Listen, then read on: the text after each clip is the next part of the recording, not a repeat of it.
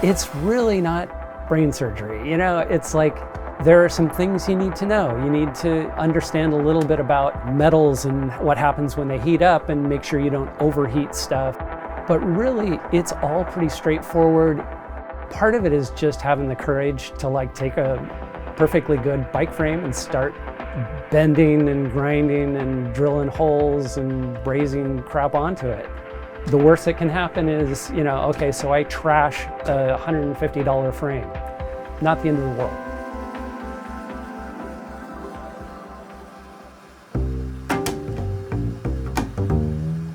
I got into serious long distance bike riding kind of at a late place in my life. I mean, I was 48 years old when I rode STP with a friend.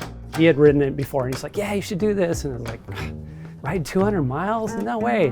But I did it. And in training for that, I was just like, wow, I love riding bikes long distances. And so as soon as I rode STP, I was looking for the next thing. And I discovered randonneuring, and pretty quickly I connected with some other people who kind of rode at the same pace and had some of the same riding philosophies. And it turns out one of those people was Jan Heine, who's pretty influential in the whole randonneuring world and long distance riding and all that. And he taught me a lot about what works well in bikes, or at least, you know, expressed to me what his ideas were. And I realized a lot of those ideas work really well. This whole idea of sort of the classic French randonneuse with the, you know, wider tires, 650B wheels, and carrying the load on the front makes a ton of sense because you can get at stuff while you're riding, and you know, all that stuff. I just started playing around with it because I like tinkering with bikes, and I was realizing that this is the perfect bike for randonneuring. And I'm also a cheapskate, so it's like, okay, I want one of these bikes. To get a custom one built is like, you know, thousands of dollars. So I'm just gonna figure out how to build one myself. First, I found myself an old beat up mountain bike that was like parked out in front of somebody's house with a free sign on it. And I took that and started teaching myself how to braze and how to actually modify a bike frame and how to bend things and drill into it and all that. Eventually destroyed that frame and threw it away, and then figured I knew enough though to start brazing on my own. And so I made myself the original Frek. And since then I've modified several other bikes similarly, you know, put on 650B wheels and wider tires and brazed on center pull brakes and a lot of these same features. I'm not a frame builder, I'm not an expert at any of this. I just taught myself how to do these things and still learning, still playing with it. I was doing a 400K brevet several months ago, and it was a miserable, rainy, long ride. But about halfway through or so, I met up with Ben Shawland, parked beside the road in a parking lot, and we happened to be riding about the same speed. So we ended up riding the rest of this ride together, and he was interested in my bike.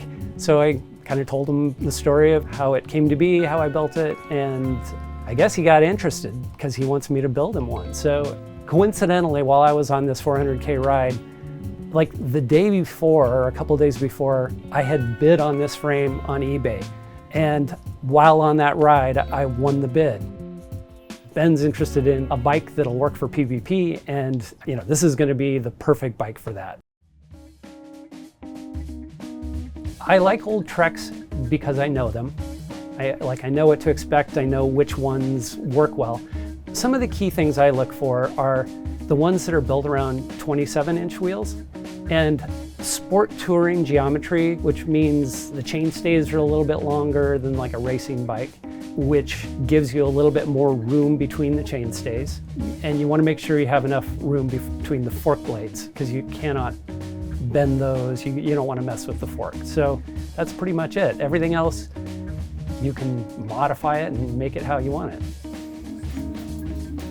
When you're doing a build like this, you spend amazingly little time brazing parts and actually modifying the frame. You spend 99% of your time like building fixtures to hold things so that they hold it in place while you're brazing it. So that's always the challenge, is figuring out how to hold this stuff in place, how to fixture it, or how to bend things at the correct angle. It's still not very stable. You know, it's just a lot of squeeze and very little juice.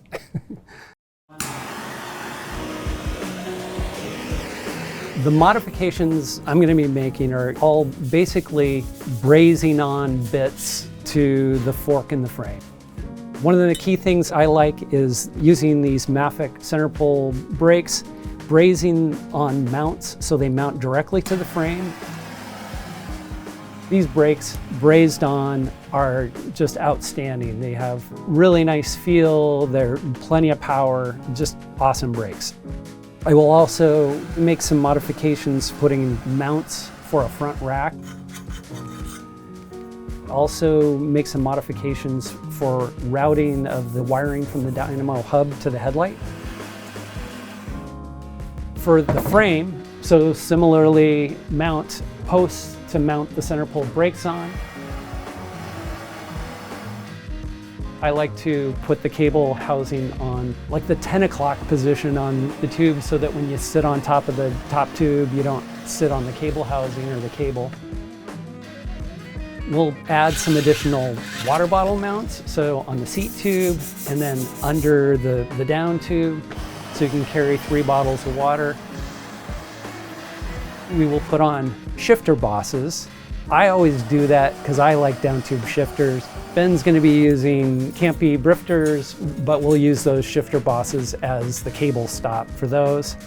We're going to mount bosses on the chainstay bridge and the seat stay bridge so that when we mount the fenders, we'll have threaded bosses just to thread those directly in and connect them. So it'll be a super solid mount and they'll be perfectly spaced for the tires and all of that.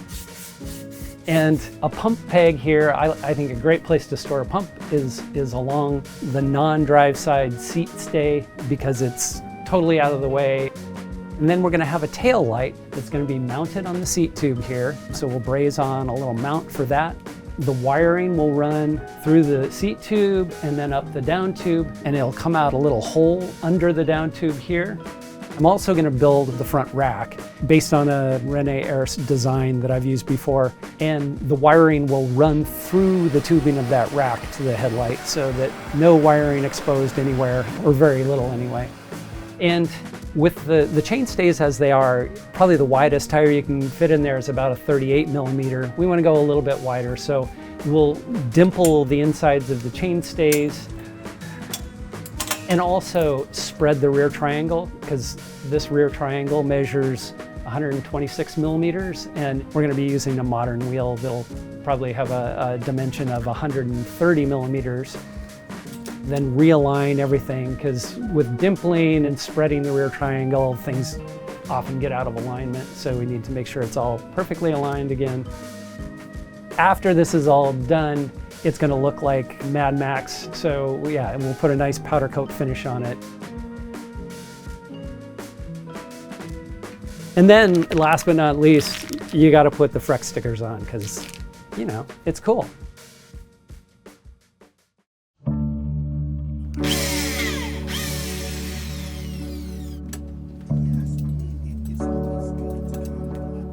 One of my early inspirations was, not only can I make a decent bike with this old Trek, but you know, this is a bike that probably would end up in a landfill eventually because people just don't have that much interest in these old bikes anymore.